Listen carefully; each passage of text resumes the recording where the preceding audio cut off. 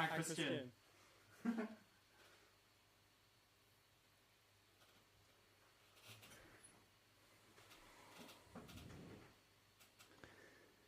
you guys doing? Right, let's check. Why is this not showing up here? This is strange.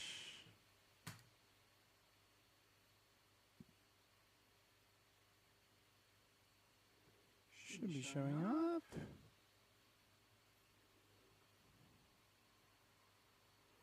Ah, there we go.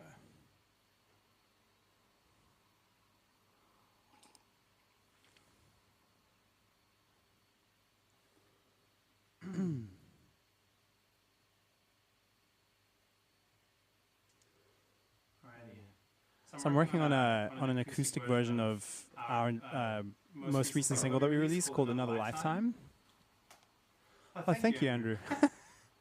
This is my first like public studio live stream. We just got this whole new live streaming setup, and yeah, we're just trying it out. So yes, I'm working on this acoustic version of our new song, Another Lifetime, and I've already recorded a few things. Yeah, I'm just kind of like getting it going. I have some stems from the original sessions in there. Full session. Like I have the piano, the whirly, Melotron choir, and some vocals, but I'll probably replace a lot of it just to like have a nice bed, sort of feeling of a bed as I work on it. What I might try now is nobody's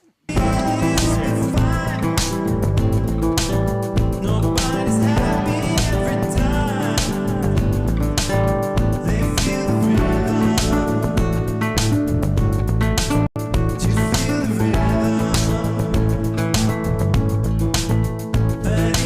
Is the echo better now? It's just sometimes when I set this up, I'm getting audio from like one of my cameras just like comes through, but hopefully it's better now. Hi everybody. Oh, this is so cool to see you all.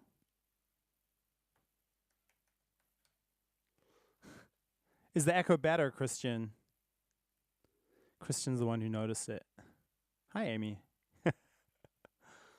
Okay, so I'm gonna keep trying to work on this. Okay, nice. Awesome. So this is my studio. I have a few different angles. Here you can see I have like a GoPro up there. Hello. And then I have this sort of side view angle camera, which is not the greatest view, but it's there. But this way you can see a bit of my Prophet 10 and just a few of the other keyboards and stuff. I want to get another view from the other side, but at some point. Nice. Okay, so I'm going to keep working on this. Let me know if you guys have any questions. I'm here to talk as well. If you guys want to ask anything, or yeah. But I'm working on this acoustic version of Another Lifetime that we're going to release at some point, if it ends up being good.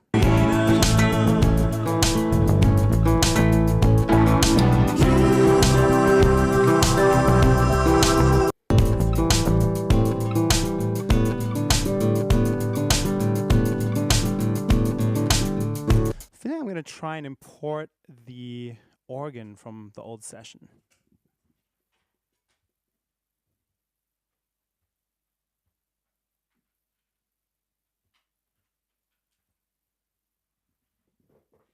Somehow in my mind, I imagine this going to like a kind of slightly spaghetti western Ennio Morricone kind of vibe. Okay, so my instruments.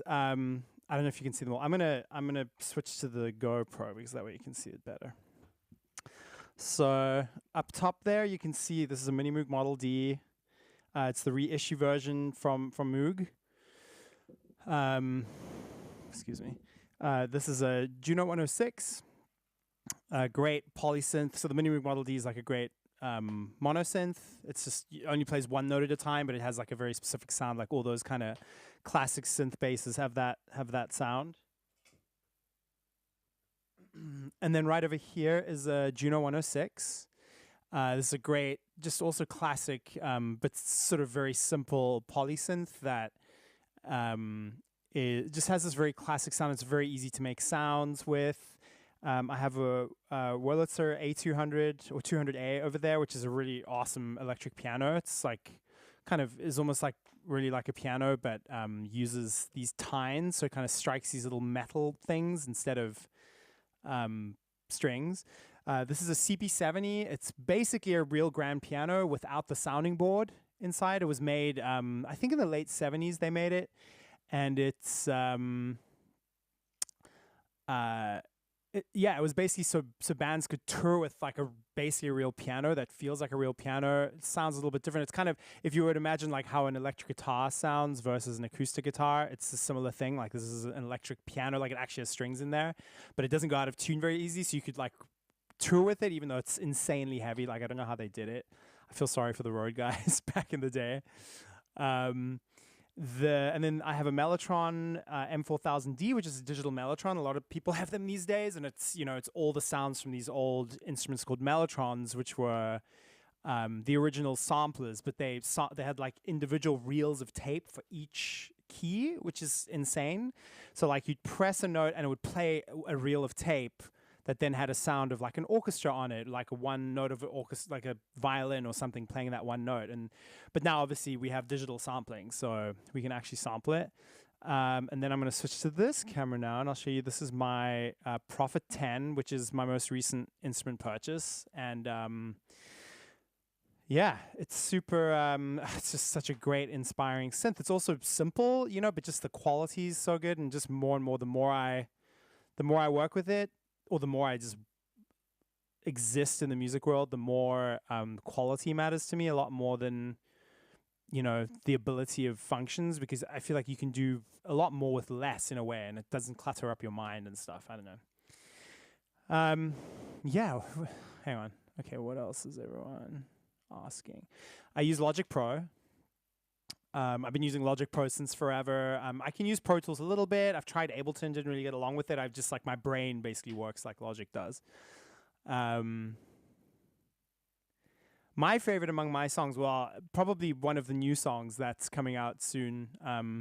It's our next single, which is going to be called The Golden Age, which is called The Golden Age, is probably mine and Patty's favorite new song of the new material. And just because I feel like you're always excited about your newest stuff, so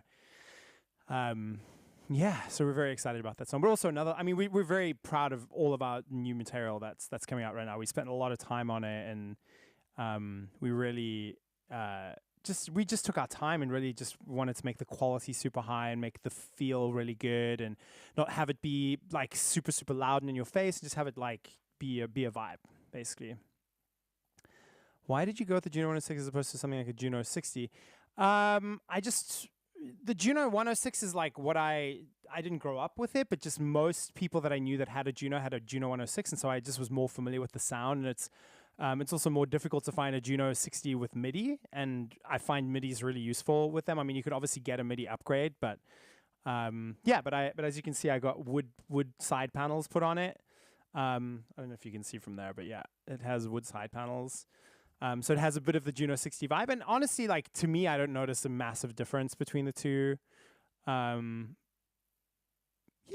I don't know. It was there. We were in Oakland in California on tour, and there was a synth shop there that was just happened to be there where we were. I didn't go looking for this particular synth shop, and the guy had this Juno, and I'd been looking for a Juno, and I had a bit of money at the time, and so I decided to buy it, and he put on side panels for me and did like a really great service on it. So it was just right, I don't know. Juno 60s are great too. I love them. But I don't know, man. That's how it is. I don't want to reveal too much about what the body of work is going to be at this time. Yeah, so we're releasing a new EP next month. Actually, this month, end of this month. Yeah. We're already in April. Yeah, so we're releasing a new EP, but there is a lot of other music coming out. So, this EP is called Utopia 1. So why would we call it Utopia 1? I'm not going to say too much, but there may be more. All right, well, anyway, I'm going to keep working on this acoustic version, just record a few more things, and I'll come back and answer your guys' questions or whatever once I've done a bit more. Also, let me know your thoughts. If you think what I'm doing really sucks, let me know.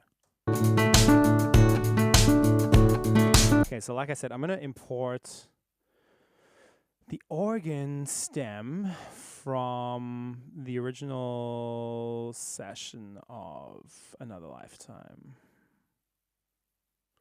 So stems for mix. There we go. Oh, actually, I can just do.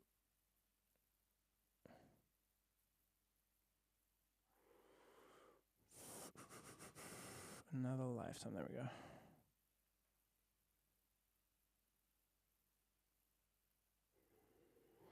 All right, so I've got to import this thing. File, import. I wish I could share my computer screen with you guys, but I have a really old, like 8-year-old MacBook Pro that cannot handle having an extra screen. So I'm just kind of like, yeah, I need the computing power. Okay, so where's this?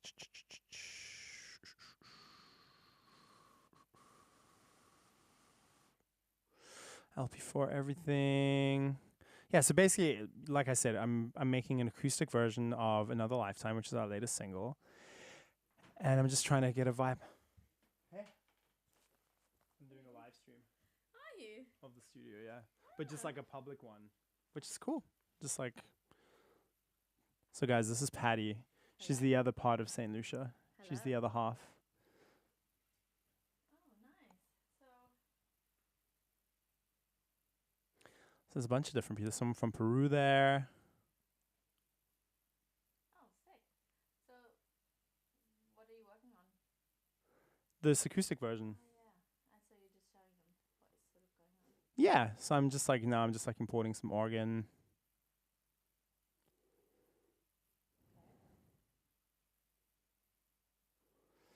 Yeah. What are you guys up to?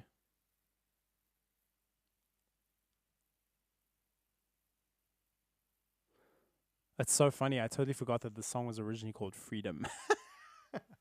which is like, because Paradise is Waiting has such a George Michael Freedom vibe. And then it was just so funny that the working title of this was Freedom for so long. But I think Another Lifetime is better. I want to dance with you too in Brazil. I really would love to go to Brazil. About time.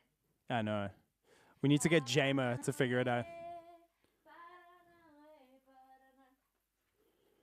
Okay. Where is my pandero, actually? I don't know. Patty's really good at pandero, and she's the best tambourine player. I'm really not good at the pandero, but You're pretty good. You're better than anyone else I know. Where's organ? Okay, there we go. anyway, it's like mayhem out there. Okay. I won't be long. What else do I need? Bass piano.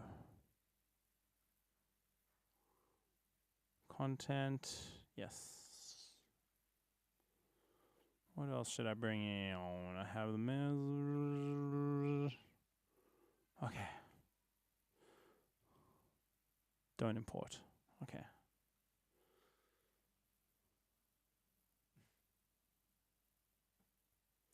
I use Mac software. I use Logic Pro. Is my vibe. Yeah, Macs are cool, but part of me does feel like they're starting to be a bit more like Windows PCs, just like too much stuff going on in general. I don't know. Do you guys feel like your digital life is just too cluttered? Like it's just crazy? Have you considered touring? Yes, we have. We're actually going to be announcing a bunch of dates soon. Kenzie, we'd love to play at your wedding. We will be touring later this year, but we will be announcing soon. I don't want to say too much because I think then it ruins the surprise, All right, so what is going on here? I'm gonna. Okay, so we.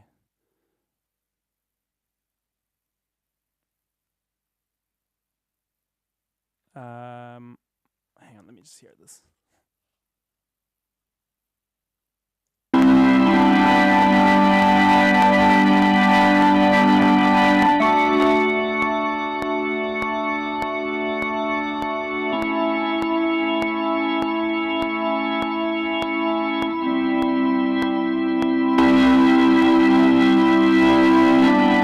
So that's it. That's the B3. I recorded that in Brooklyn at my friend Mikey Hart's studio called Big Mercy Sound in Brooklyn.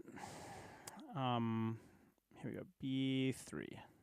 The B3 is just like an old instrument. Now, just what I love about it is like that it always, to me, just, I don't know, it takes me to such a specific place, you know? I just think of all those like 60s and 70s, you know? It just has like a certain vibe. Sometimes I don't love B3, but I do.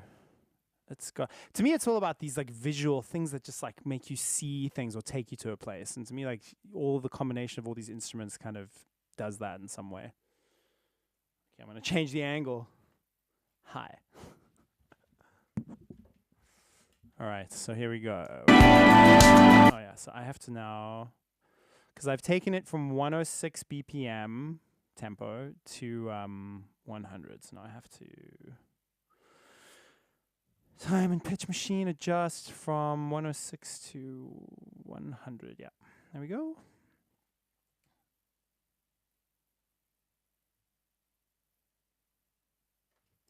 We love Toronto too. We've had some awesome shows in Toronto, all over Canada actually.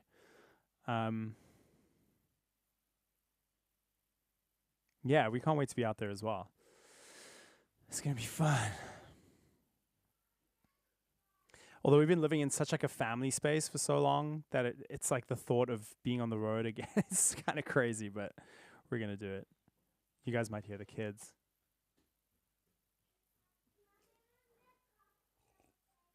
So basically, we have our studio in our apartment, which can be annoying at times, but I found it's actually really inspiring because we can just work on anything at any time, and it's cool that like the kids see what we're doing. You know, they come and share in what we do, and they just see the whole thing going on, and it's great. I don't know. There's a vibe about it. Family business.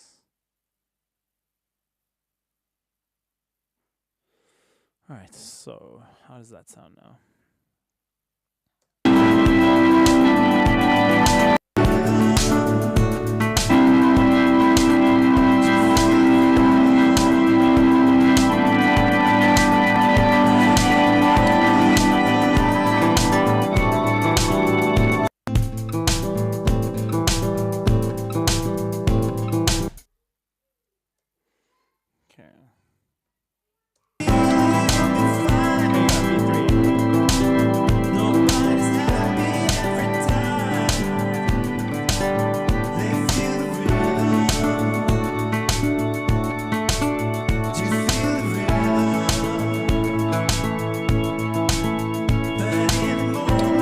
Hi, Natalia. Happy to see you too.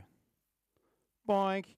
I have this whole new live streaming setup, which is awesome because you can like highlight people's comments like that and then take it away. Hi, Reed.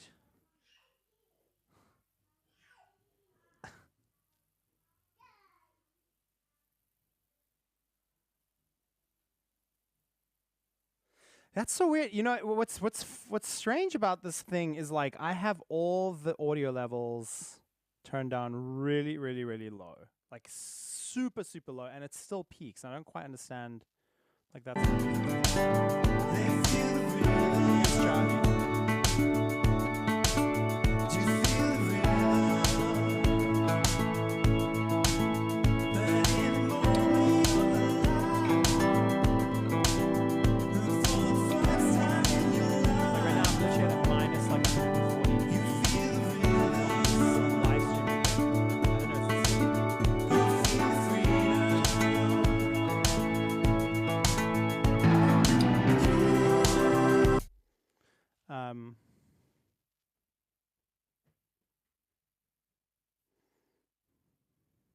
Tell me if that is any better, like wise. Time and pitch machine.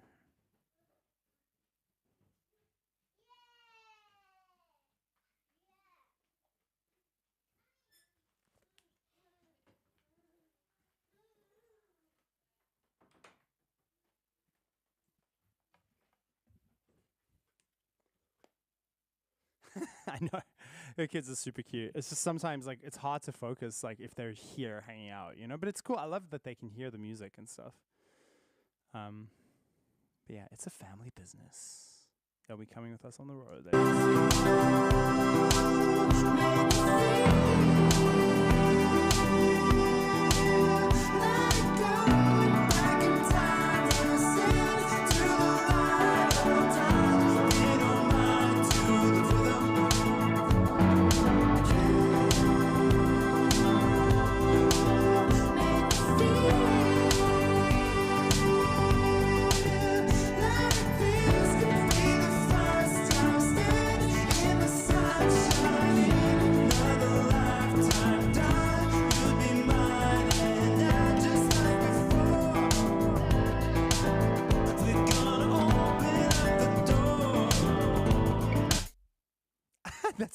That's what I meant. I know the Hi Cutie was for the kids, for Charlie. Hi Phillips. Okay, great. Well then, it's really annoying that I have to turn the audio down so low on this thing. But.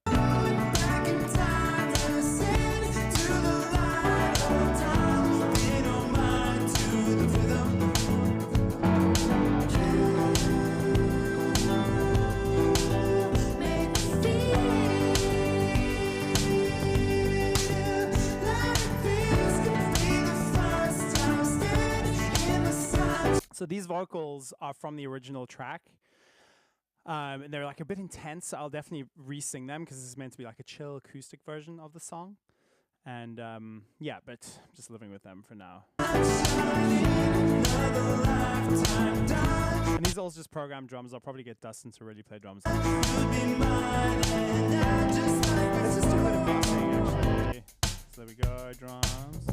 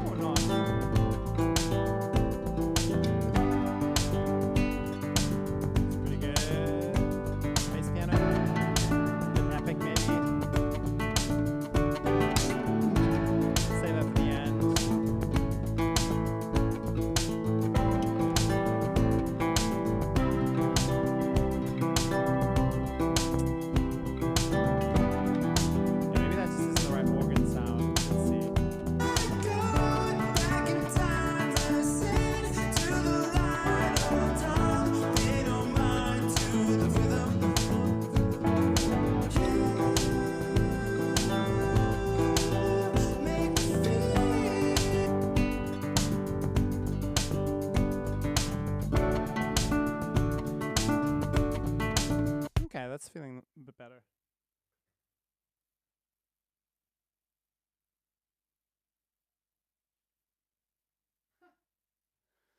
Thank you guys, man. This is so nice to do this actually, because just to hear what you guys think and stuff.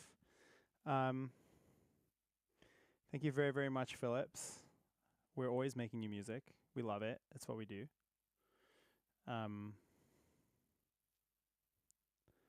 Anna Yvette says, hi from New York. Do you and Patty have any plans to tour for the album? Yes, we are. We're going to tour, but we're not announcing it just yet.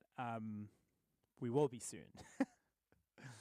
And yeah, I mean, we have to figure out how we're going to do it with the kids. Probably similar to last time. Like Indy is going to be 4, almost 5 by that time. Charlie will be 2-ish. Yeah, when we did our last big tour, not the acoustic tour, Indy was 9 months, so he was still really small. But yeah, I don't know. I think we're just going to take it as an adventure, you know. I think it's going to be good. Okay. Thank you, Ryan. All right, here we go.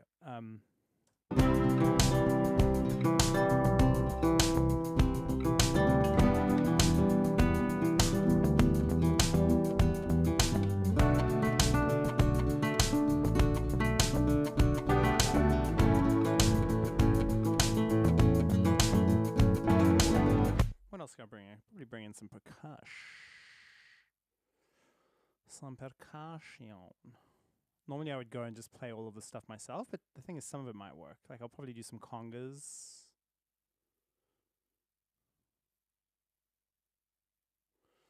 Let's go import Logic projects. Another lifetime.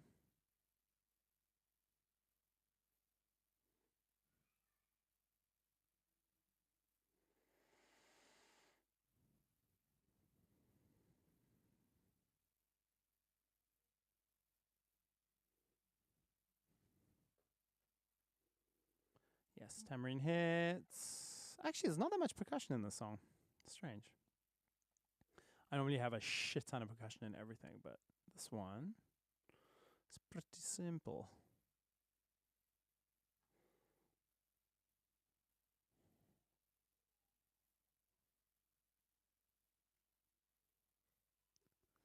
Thank you. We love it too.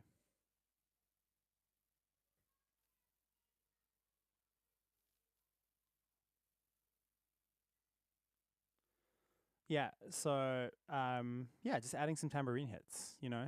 I don't know, to me percussion is like a huge important part of what we do. It's like it's just like building this kind of sound picture or something that is I don't know, that just takes you somewhere, you know? And actually I'm not going to do time pitch machine, I'll do it a different way.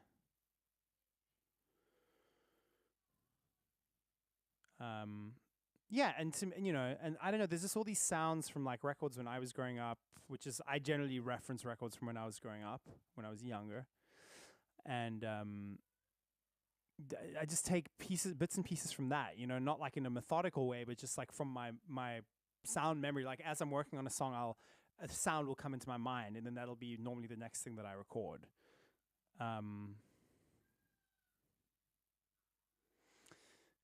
So here we go. Here's some tambourine hits. You'll hear them.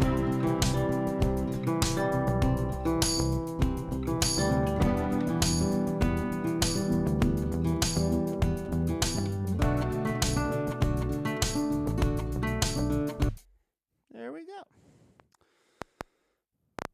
Okay, so.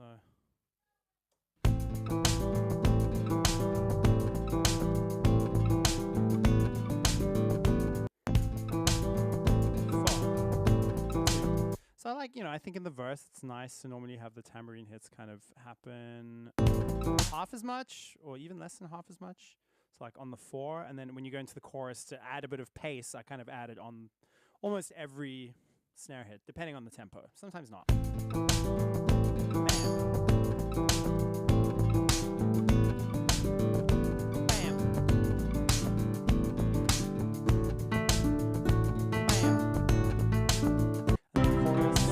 We would do this.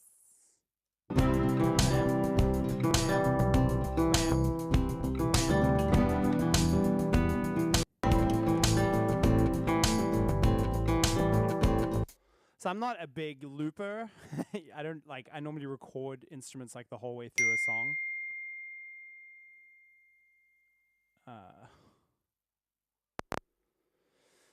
But in this case, I'm sort of almost treating this a bit like I'm doing a remix, but like an acoustic remix, which is a different kind of vibe.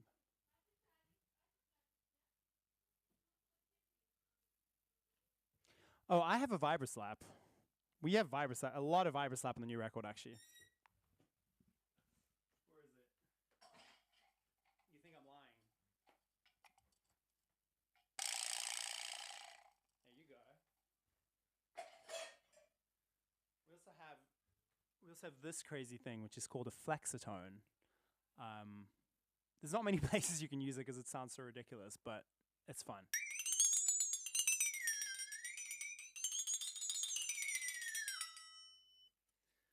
Yeah, I don't know.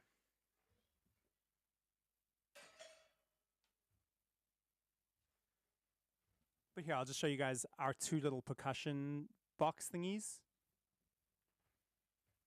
Here's one. This is all like the shaky stuff. This is tambourines, shakers. So we have here. I'll show you. We have a. This is my latest tambourine. It's pretty good, a little bright. My favorite, well, mine and Patty's favorite tambourine is, where is it? This one. This is the tambourine you'll hear the most on our new stuff. It just sounds good. It's not harsh. We have a beer can shaker. I don't know where this came from. This is Patty's dad's favorite beer because Patty's dad is from the Czech Republic. And yeah, this is his favorite shaker. Well, no, sorry, his favorite beer. Sounds really crap, but you never know. Headphone case.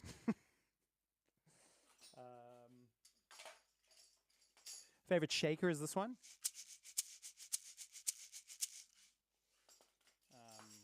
Cabaça.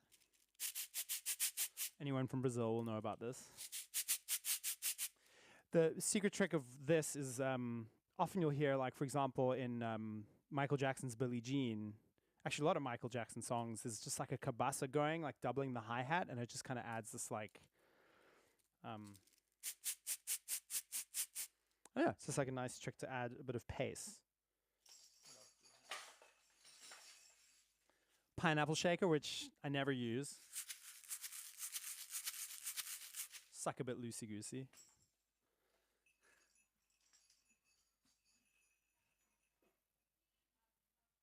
And then here's the rest of the percussion. A guiro, which sounds like this. Kind of looks like a gimp or something weird. Look at this face. And you have different stuff. Or some cool different textures.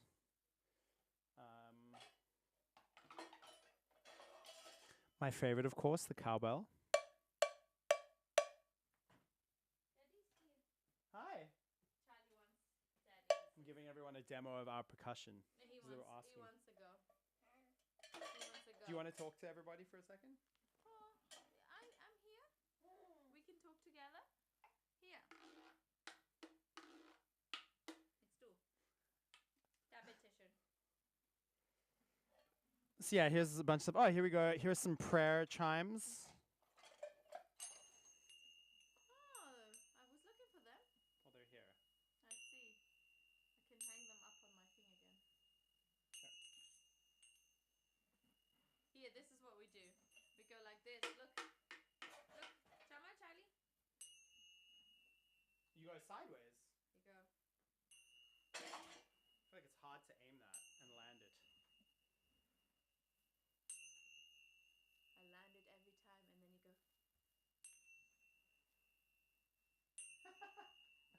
Hot dog gimp. I love it.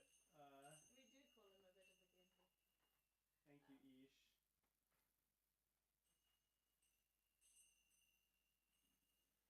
Yes, that's the percussion stuff. It's just cool, you know. We don't like force the kids into doing any music stuff, but they're just surrounded by it, so I feel like they can't help but somehow be influenced by the music. Are you closing the door? Behind you? Charlie. Oh, Charlie's hilarious. I'm going to put that light on back there.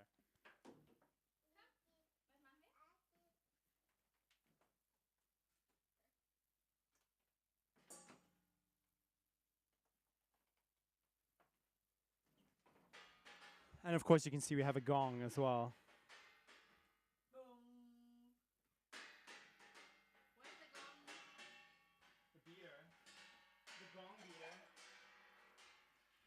All right, guys, you get to hear the gong. Go on then, Charlie. No, let Charlie? Charlie, like this, look. No, Indy also. Let Charlie go first, Indy. No. Hi, Ninja. Hello, Ninja. Dun, dun, dun, dun, dun. What's wie geht es? Wie geht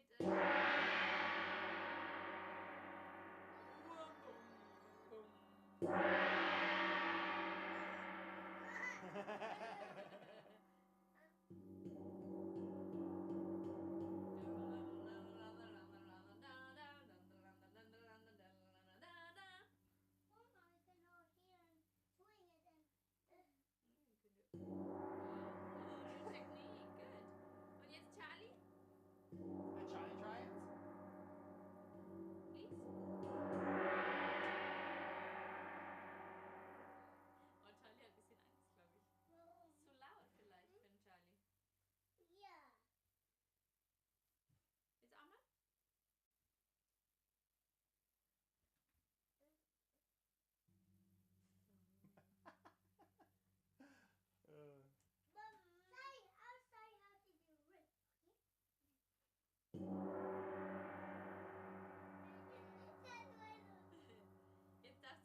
you can also do like a build-up thing.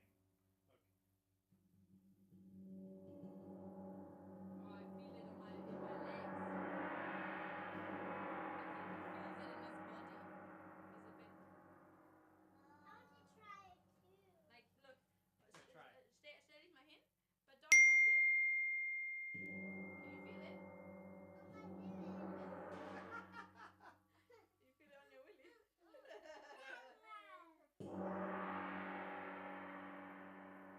What is it doing in your belly?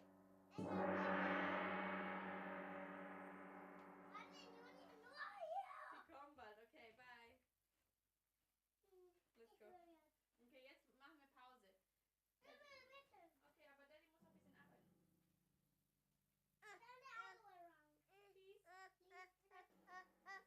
Oh, you want this thing? Okay, that's it. This is Charlie's favorite instrument, the Critter and Guitari pocket piano. You want to take it? Alright, let's go.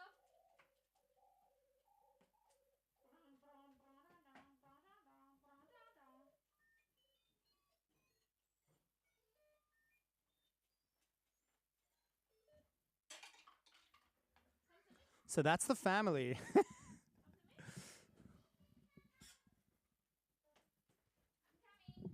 All right, how's everyone doing right now?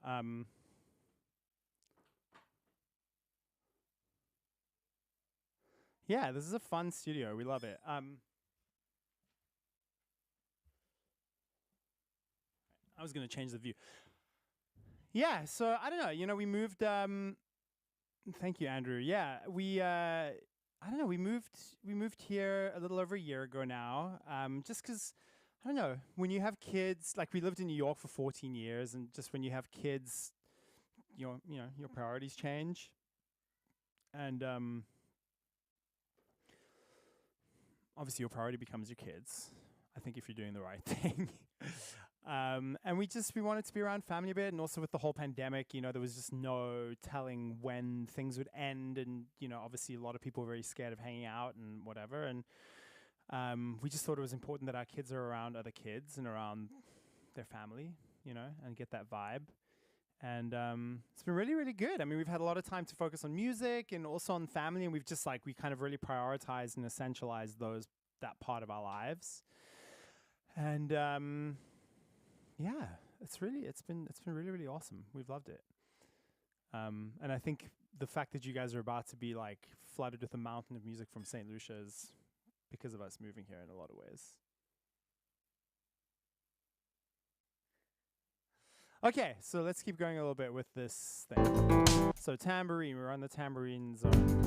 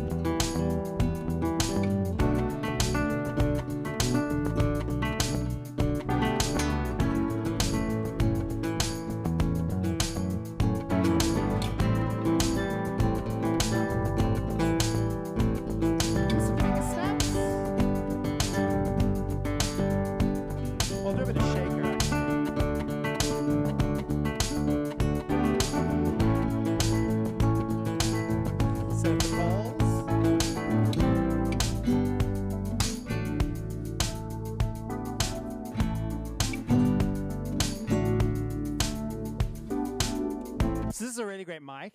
It's called the Coles 4038. And it's a really super classic mic. This was used all over the Beatles recording. It is actually made by the BBC. I think. Yes, BBC patent number. So made by the BBC and used all over Beatles recordings. And, the most classic use of this mic is drum overheads. It's actually not my favorite use. I actually quite like slightly brighter drum overheads. But this mic to me is percussion all day. Like just recording any percussion, especially stuff like tambourines that are super bright, shakers, just stuff like that. It just really kind of mellows it out a lot, so you don't have to EQ as much. It depends what you want, you know. But I love the calls.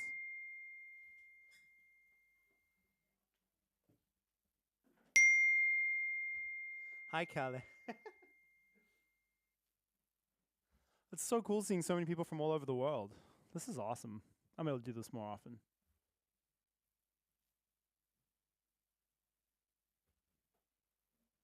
Right, so setting up the calls.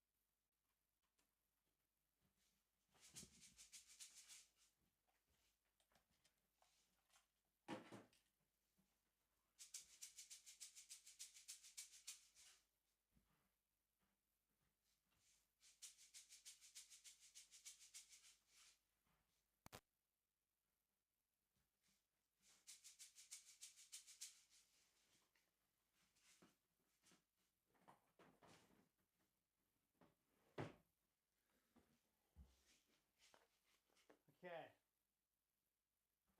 All right, let's try this out.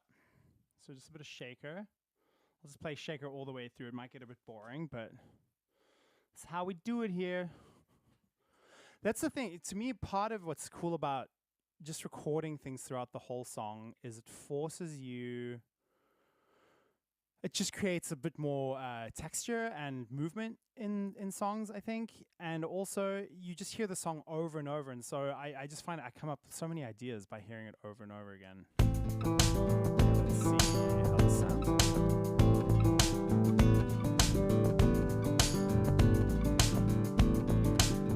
I actually normally like to do shaker with no accent or very little accent because you can just, I don't know, feels good.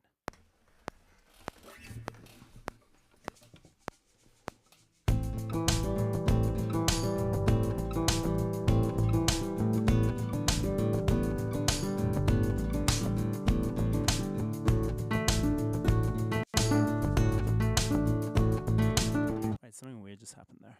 Let's try it again.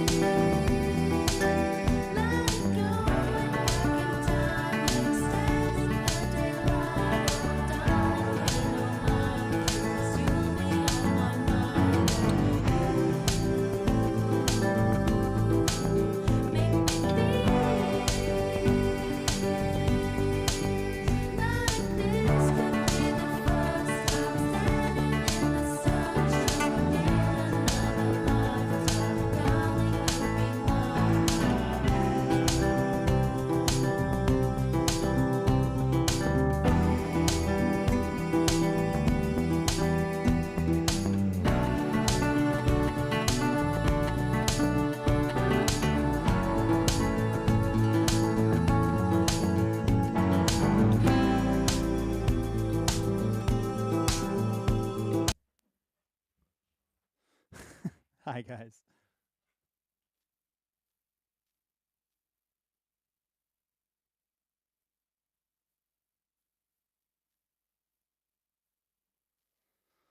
Wow, I love how it's going off over here. This is so much fun.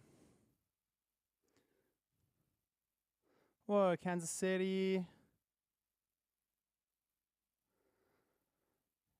Oh man, this is so cool. September's one of my favorites for sure. We got it wrong. Extended version. Does that exist? Or like, is there a remix maybe? All right, I'm gonna keep going with this.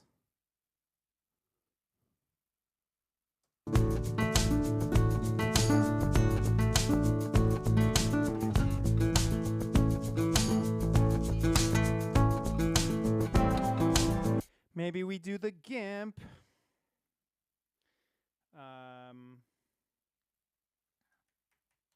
Guiro. GIMP the Guiro. So, yeah. Let's see.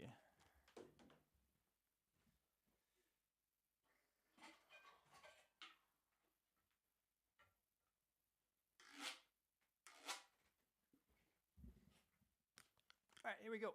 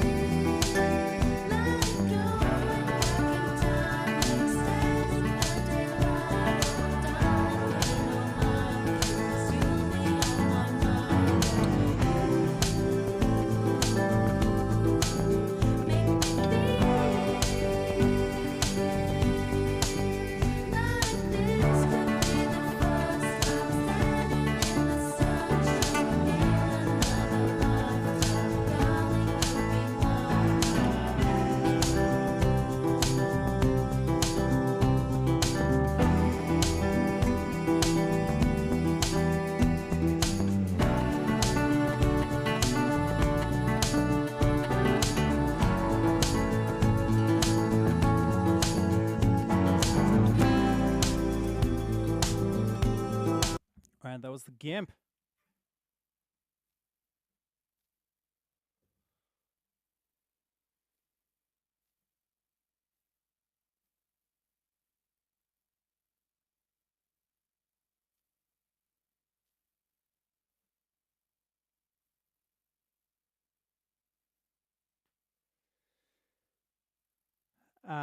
So Benjamin was asking what the mic is I'm using to record the question. This is, I was talking about it earlier. This is the Coles 4038, which is like super classic mic, maybe the most sought after ribbon mic. It's a ribbon microphone. And often with ribbon microphones, they basically just like take away some of the like high frequencies. And sometimes with things like tambourines and shakers, those high frequencies can become a bit harsh, especially if you're recording digitally. And it just takes away some of that. And like, you know, this mic was used all over so many of the Beatles albums and stuff. It just like has a very specific sonic signature to it. And probably the most common use for it is for drum overheads. But you can use it for so many different things. It's really awesome.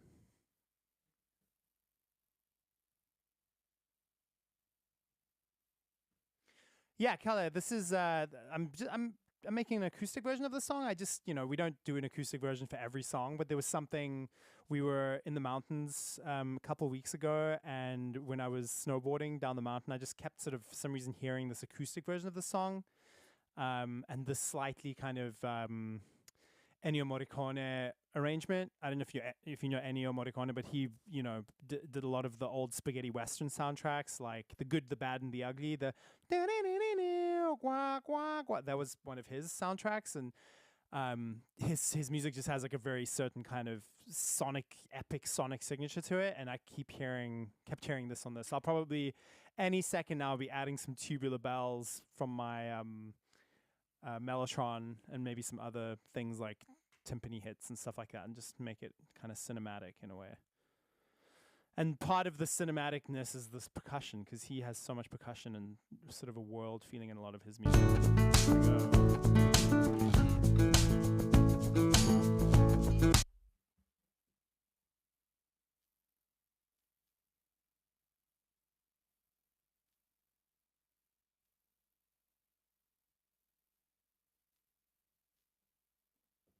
Oh yeah, you guys are hearing the text messages, right? Oh, that's so annoying. Okay, I'm gonna get rid of that. Messages. Is there a way on your computer to put it on Do Not Disturb? Yes! Good, I have now figured that out. Awesome. You will not get SMS messages anymore.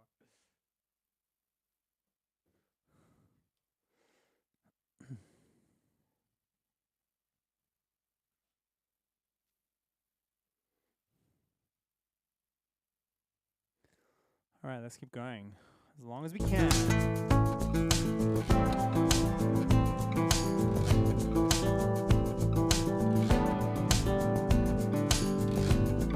Maybe tambourine shakes?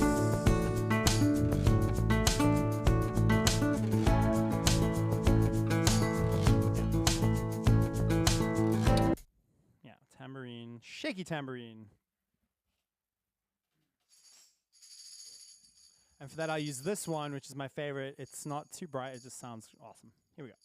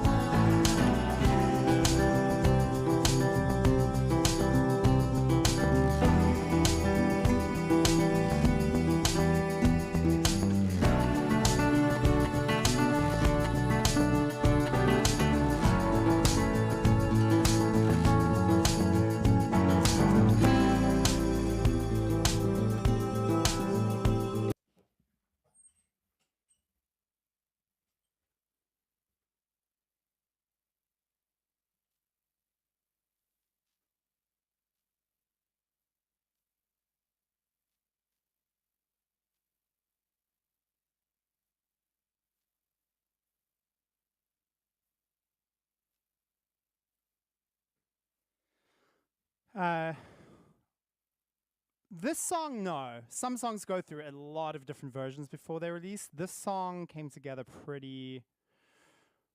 It just kind of like came together, you know. Other songs like, you know, we up on our Patreon we have some song histories about some songs that went through like a million different versions.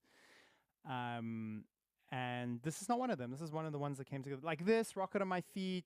A lot of the new songs just kind of really came together super easily. But they were sort of built upon the shoulders of this whole other body of work that I've been working on, you know, over the last couple of years. And sometimes it's like it just takes making a lot of music to know, and then once you know kind of what the gaps are in that music, it's just, for me, I find it then kind of easy to just like make stuff, you know? Sometimes like you need a need for that stuff in order to make it.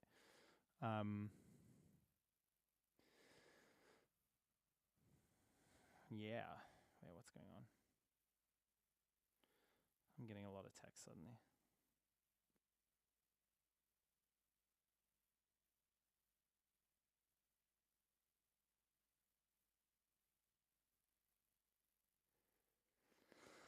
Okay, let's see.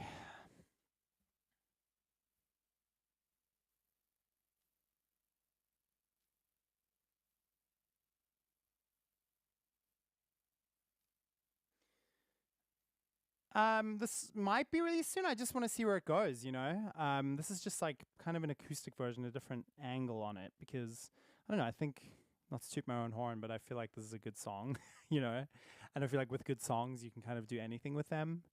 And it's just cool to sometimes explore a different angle, you know? Also, it's a good way for other people to get exposed to your music, you know, because there's just so much, oh man, there's just so much new music coming out these days. It often, like, it feels like a new song of yours comes out and it immediately kind of disappears in some way.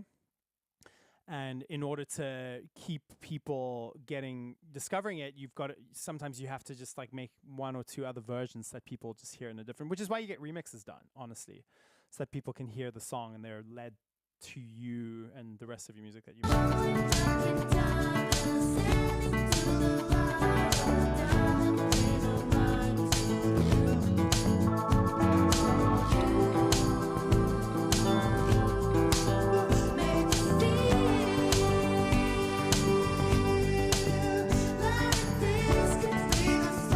I'm gonna do some, try some of these Melotron tubular bells.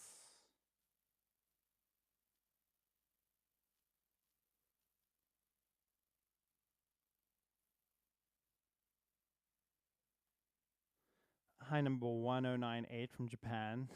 This is so cool that there's so many people from around the world. And Italy, oh my God. We're not too far from you. We're currently living in the very, very south of Germany, basically on the border with Switzerland, in a town called Konstanz. Yes, we're like 3 hours from Italy.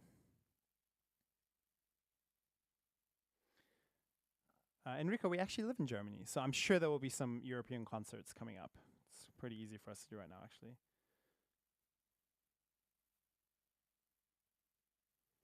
Thank you, Calais. Yeah, we've been on Patreon for like a year now. We never want anyone to feel like they have to join, you know. And for us, it's not about like making money or anything. It's just about us wanting to be able to share, because you know we've been around as a band for about 10 years now, and we have so much history that and so many stories is from our history that we can share. And it's just cool to have a platform to be able to do that for people who are interested in it, you know. And we also do like a monthly live stream. We do, there's a few different song histories on there now. There's one for All Eyes on You, that with all the different demos from All Eyes on You. There's just recently did one for Before the Dive, because it was the 10-year anniversary of Before the Dive. There's one for Walking Away. And then there's a bunch of unreleased demos, you know, of songs that we never released, you know, just demos from those songs from different eras. And also, you know, on Patreon, the Patreon peeps are the first to hear the new music before it gets released. Like, we always pretty much a day before. We don't announce it publicly, like on Instagram or anything, but pretty much a day before, or a few days before, everyone on Patreon gets to see the new music video and the new song first out of everybody. So, if you like, but you don't have to.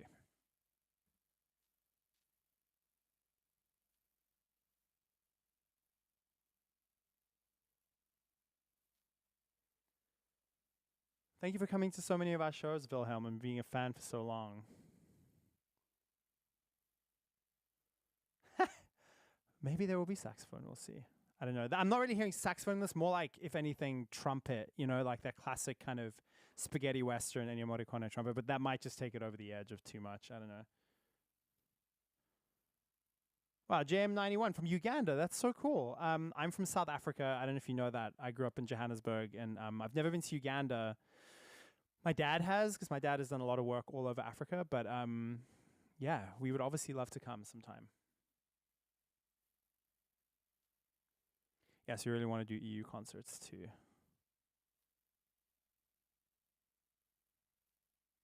Hi, Alfredo. New Hampshire is a beautiful state. We've been there before. It's beautiful.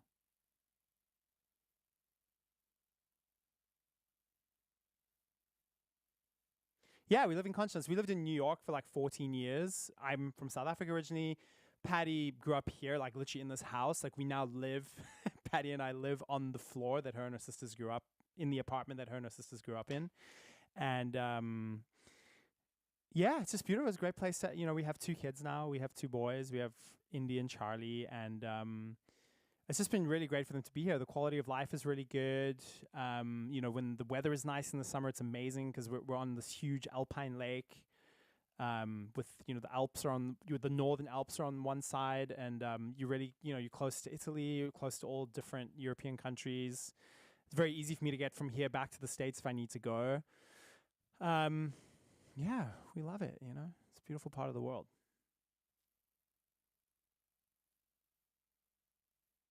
Yes, we're working on plans for shows all over right now.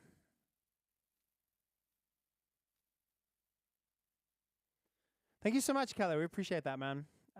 Yeah, I hope you enjoy it. Feel free to write to us anytime. All right, I'm going to keep going here. I'm going to plug the old Melotron in.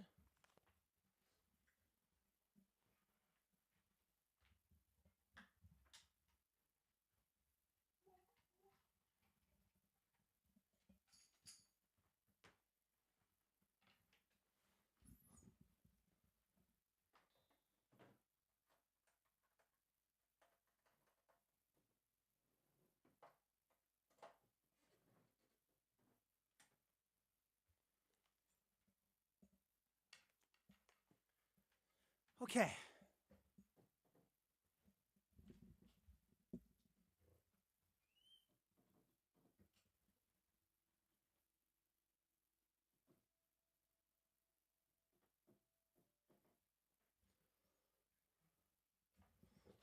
So, good that it's on the vibraphone, because I feel like some vibraphone would be nice in this. So I'll start with some vibraphone on the Melotron. And I will shift this to this view so you can see what I'm playing. This is like a little GoPro that I have.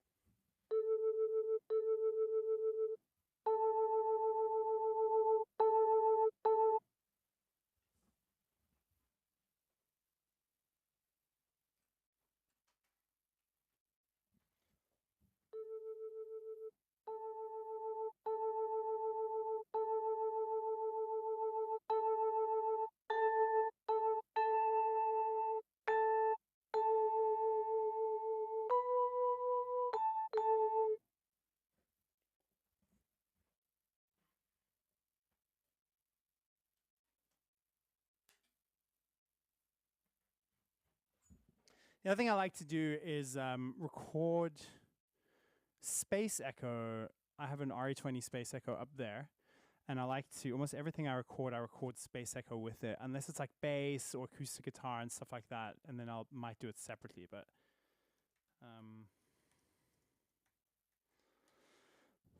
with other things, I just like, it just adds like this lovely bit of modulation to things and space.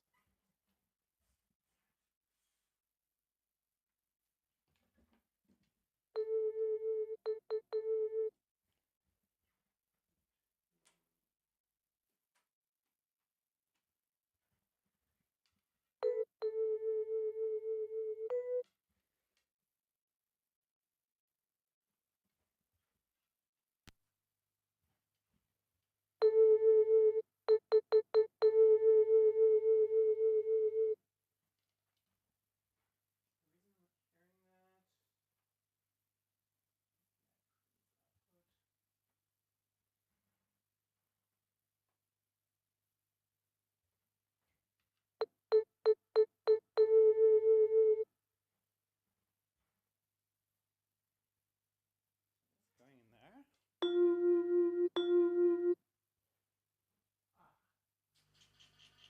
Now I know.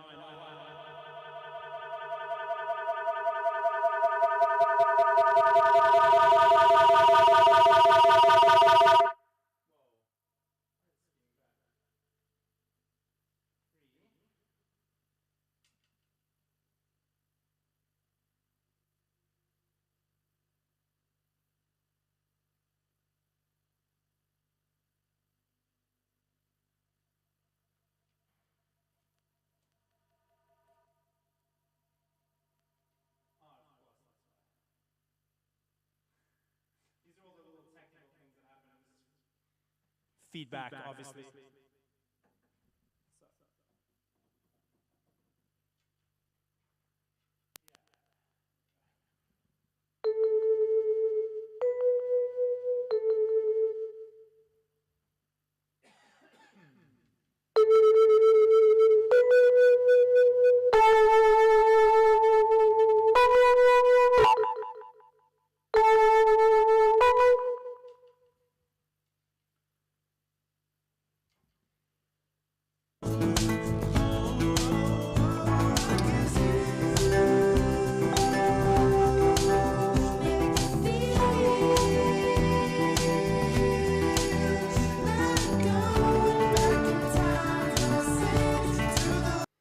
Here we go.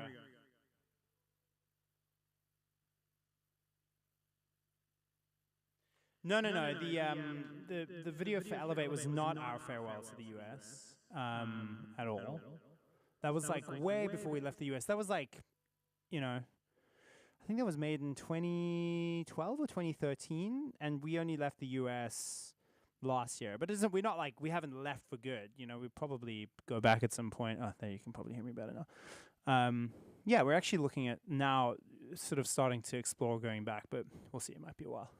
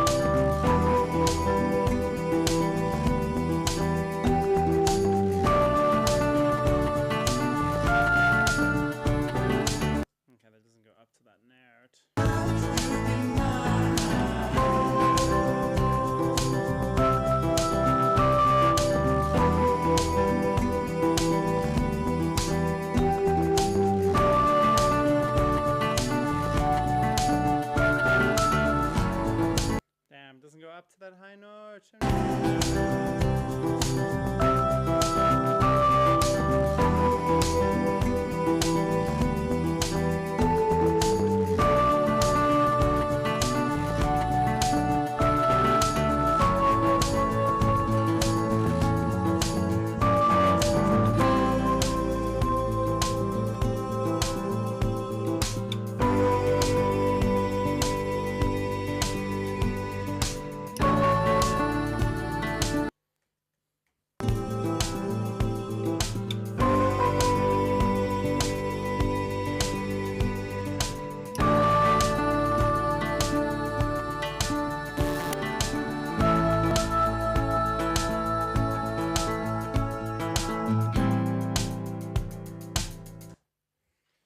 Well, we got it eventually.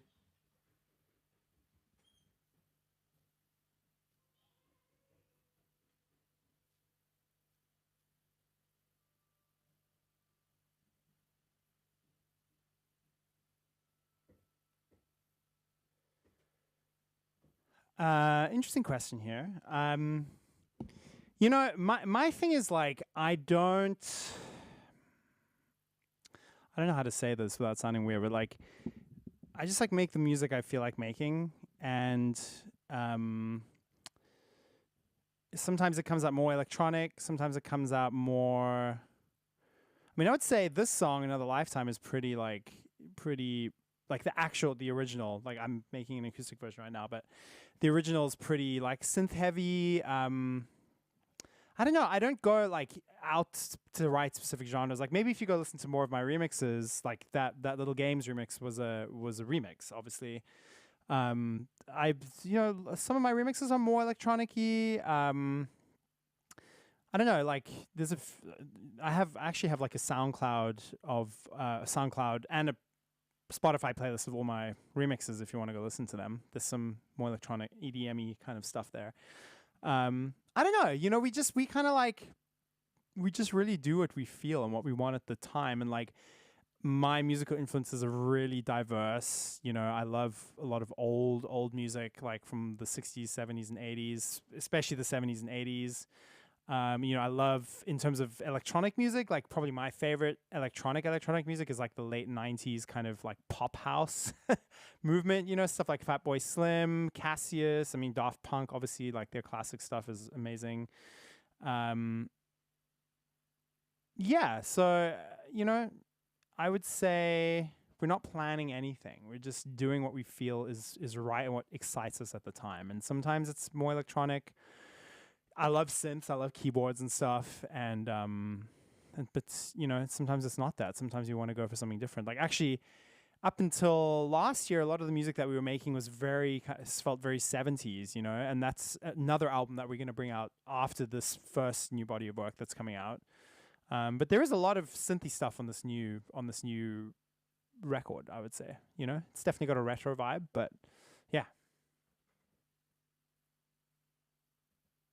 That's the vibe. All right, let's take a listen to this Melotron. Definitely started struggling there towards the end. I did a pretty clean take up until like the very end, where I just like was messing everything up.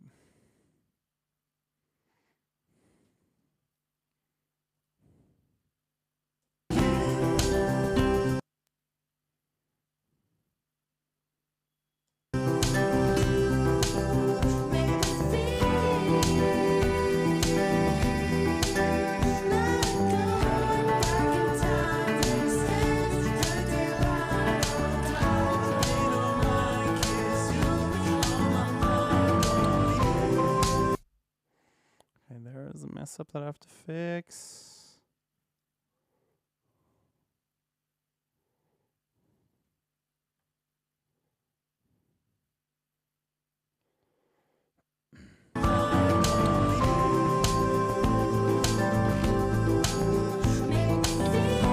Yeah, I mean, Philippe Zadar was kind of what I love about him was like this kind of unpredictable genius that always seemed like he was, you know, he's like had a bit of a punk quality to him. Like I think I admire artists like that a lot, and like often I feel like I have a bit of a quality of that, where, you know, we could have gone down this very poppy sort of road as a band, And I love pop music, that's the thing, but I think sometimes when you start becoming successful in the music world, you start feeling like there is this thing that's like expected of you, you know? Like you're expected to go down this road, this one particular road, and you just see like as you start to work with some people and like, but we've just always kind of been rebellious and wanted to do our thing, you know?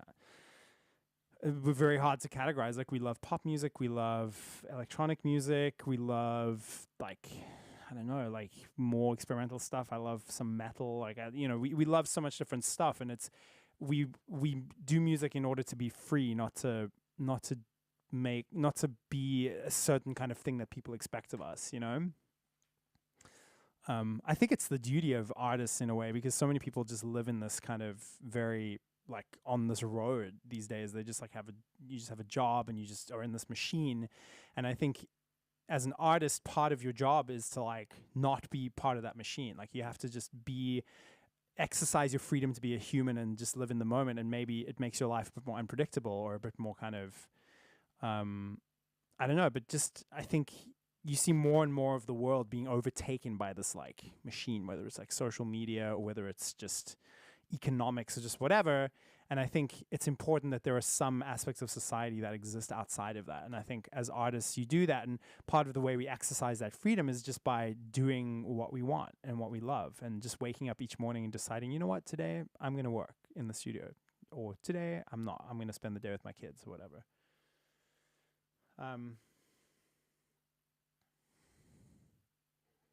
Thank you, Benjamin, for the love on Hyperion. I really, really appreciate that.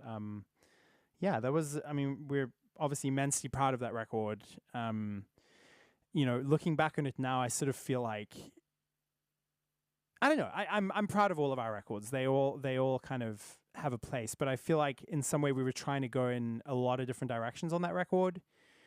And maybe on this new body of work, we've learned, I don't know if it's going to be better or I have no idea. You know, we just make the music that we make, but we're sort of compartmentalizing the sounds a little bit into a few different compartments.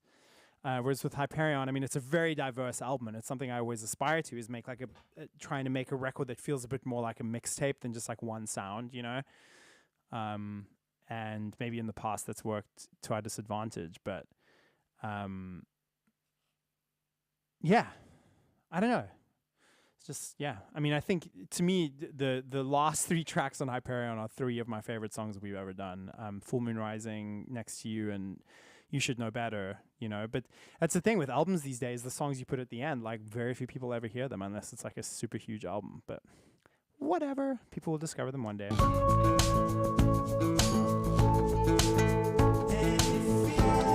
Okay, so I'm gonna now do some Tubular Bells because we're in Ennio Morricone land. Melotron, what do you call them again? Tubular bells.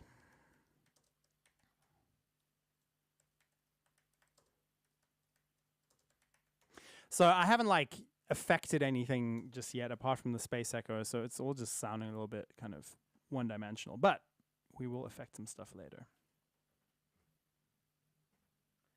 Wilhelm, yeah, good spot. Yes, our record, the name did come from the book series. I was like, at the time that we were making it, actually just before we started making Hyperion, I read all the Hyperion books and just was so just amazed by this sci-fi world that Dan Simmons had created. I mean, I feel like he's an amazing author. Like sometimes it feels like he's almost showing off too much. Like I also read his other 2 books, Olympus and it's like another sci-fi series, and that one was also really good, but sometimes it just feels like he's trying to show you how clever he is, you know? But Hyperion, I don't know, there was just this like, just all the directions he goes in, and it's hard to, I don't know, it's hard to explain it if you don't read it, but I think part of what made our album Hyperion so diverse was like that series of books is so diverse, and it goes in so many different directions, and there's all these different worlds and characters and character arcs and stuff. And it's so imaginative, and it inspired me to try and make a record that felt like it was going in a lot of different directions. And yeah, so you have like Tokyo, you have Gun, you have China Shop. It's such different songs. It's crazy. But I'm proud. I'm proud of it, you know. I'm kind of bummed that like China Shop never really got its real time in the sun, because the label didn't see that song as a the label we're on at the time, Columbia Records, didn't really see it as a single. They saw Walking Away as the single because I guess their alt radio guy had played it for some alternative radio people, as you do, and they had responded favorably. And even though in the end it never went anywhere on radio, none of our songs really went anywhere on radio, which is fine. But then China Shop is obviously the song that's had the most streams from Hyperion now, like by far. And we were saying China Shop is the song, and everyone was like, no. And so I'm kind of bummed about that, but whatever.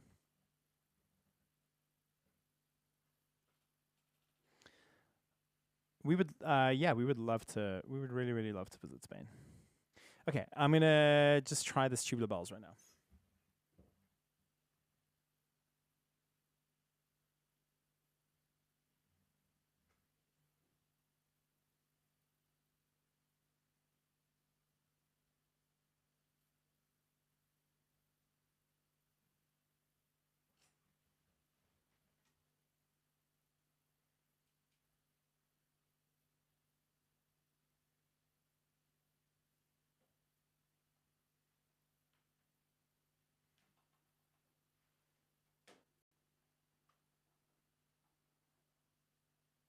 Excuse me, it just I noticed that the camera is not going right now.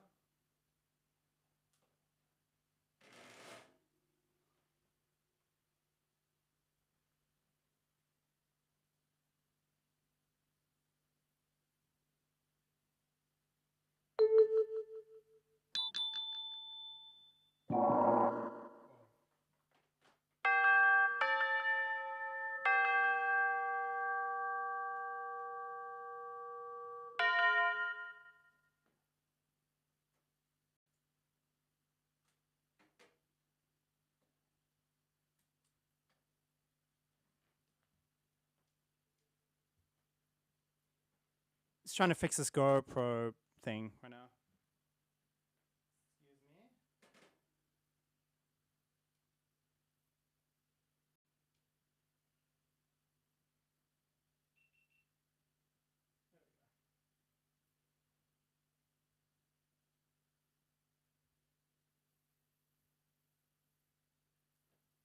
I don't know, this GoPro is being weird. Anyway, I will continue with this.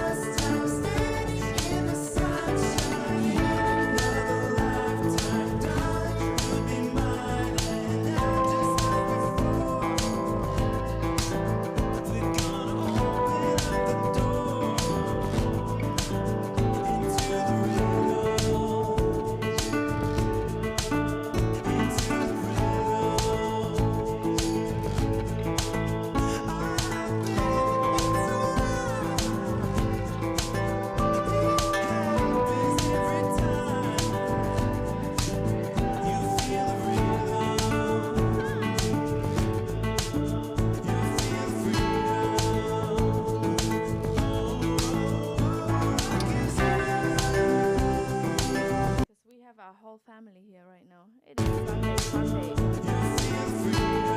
House. Currently.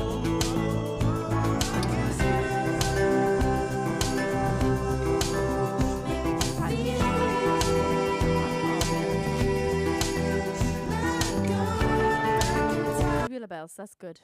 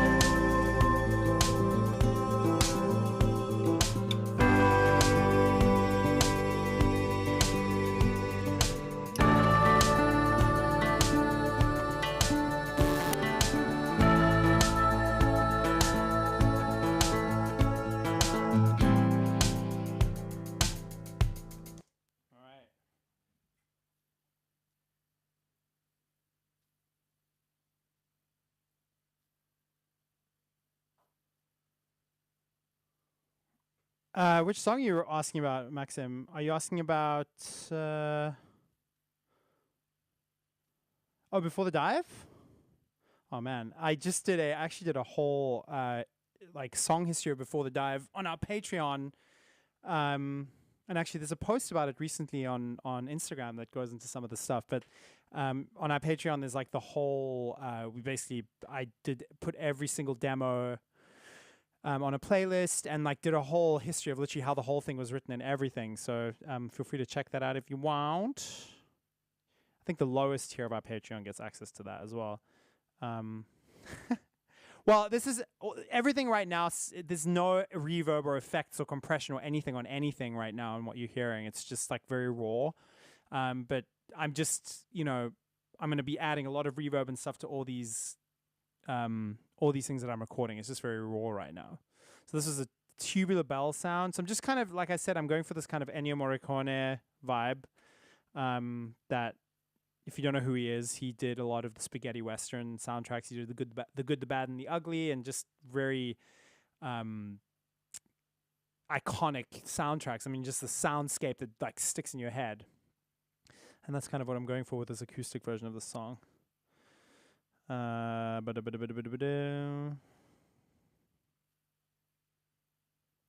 can understand why they would choose Walking Away, but in some sense the song was pretty different from the other songs in that album. Yeah, like I said, it's like what we do is very diverse. Like we do a lot of different. We just have a lot of different influences. And Walking Away actually was written with Nikki and Ross, the bass player and keyboard player in my band, my live band.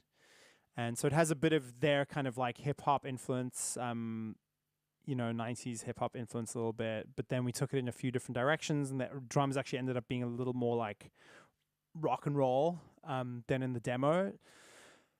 In some ways, like I wish we'd stuck with the more sort of tighter kind of hip hop sounding drums. I think the song might have done better if we'd done that. But I don't know. I love the way it turned out actually. But yeah, we'll see. I mean, there's a lot of new music coming out. Like I said, I think I just found the remixes on Spotify that you're talking about. Unrelated question. Did you know The Colors personally? Man, the music was awesome and sometimes pretty close to your style. I didn't actually know them personally, but the producer and mixer I worked with a lot, his name is Chris Zane. He worked on a lot of their early stuff. I think he might have produced and mixed their first album, and he's done a lot of our stuff too. Like he did some additional production and mixing on a lot of When the Night, our first record. We did the whole of Matter together, and then he's mixed most of our new stuff that's coming out. So yeah, I feel like sonically, I would imagine there's definitely a similarity there.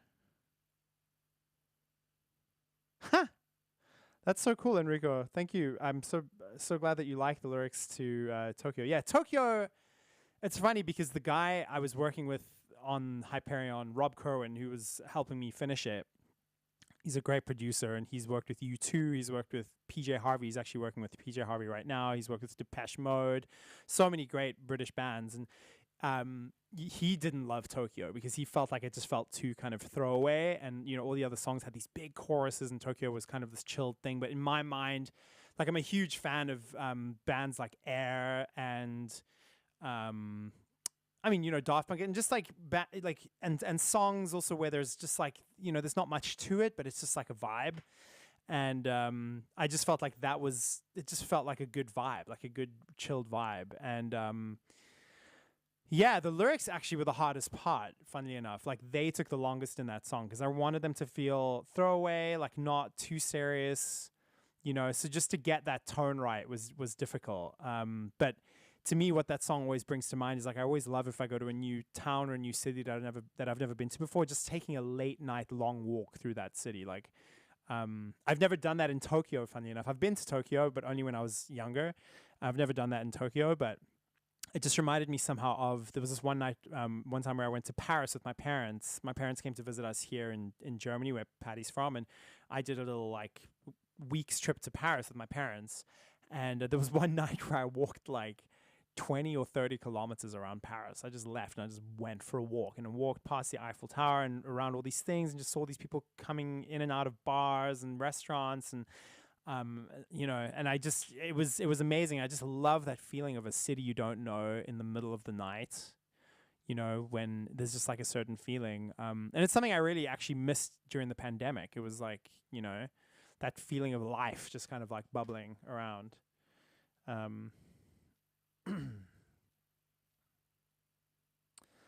Have you all been approached by anyone to write music for a video game? I'm shocked it hasn't happened because the pairing would be immaculate. Something Zelda-like would be so cool. That would actually be awesome, Benjamin. I'd love that.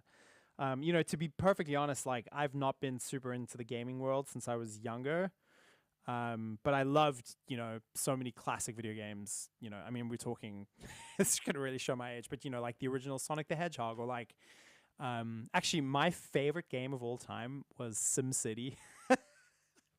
It sounds like such a boring game, but I lost weeks to this game, just like building and maintaining my city. And I just found SimCity so satisfying in some way.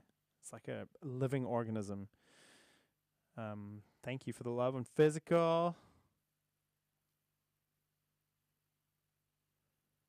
Yeah, okay, so Maxim, about Before the Dive, I mean, the interesting thing about that song is that the outro, the end of that song was written before the first half of that song. So, yeah, I wrote that outro, and actually I can play a little bit of that for you guys right now. Why not? So I'll play you guys quickly the original demo of Before the Dive. I have it here somewhere. St. Lucia's song History Before the Dive. Here we go. So for anyone that doesn't know, Before the Dive is one of our first singles and still one of my favorite St. Lucia songs.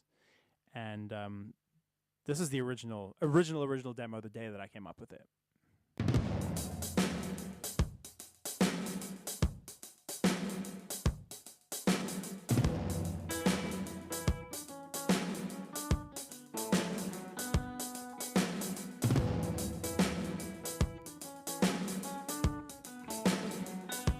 Now here we are, another voice in the afterlife.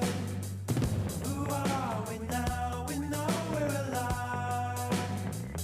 I call you up, discover why we were left behind. The sun creates a different escape. Are we still alive?